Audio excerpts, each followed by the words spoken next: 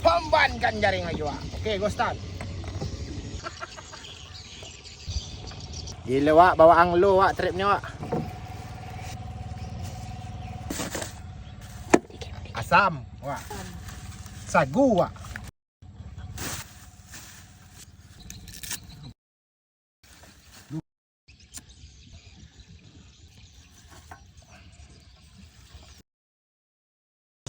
Lah hidup wak anglo kita wak. Yes, emak wak berinyang. Okey wak, kita lanjut bakar dulu ikannya wak. Pembankan ikan belanak lagi wak.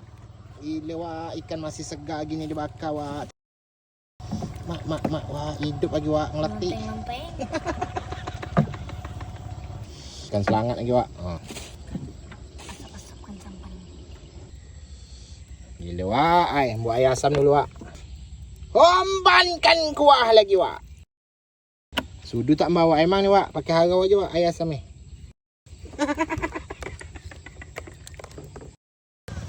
Dan di sini kita tengok ikan belanak bakar kita sudah masak.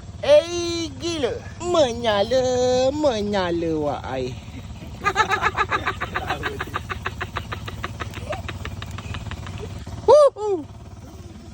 Binyang wak, air garam tak ada wak, kita bantai air laut aja wak buat air garam. Pembankan ikan belanak ni wak. Pembankan lagi ikan belanak ke air masin lagi wak.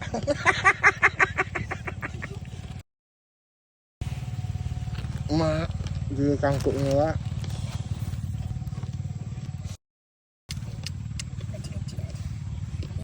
Ya wak, bapak-bapak lemak.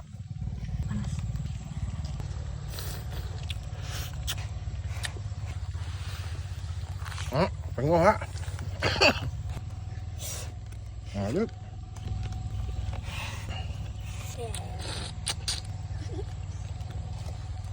Lada wak.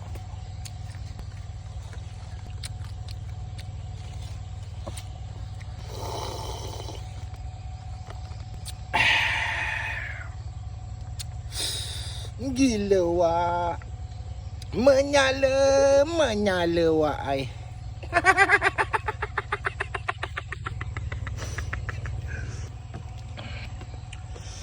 Gila wak, bapak-bapak sedap betul lah.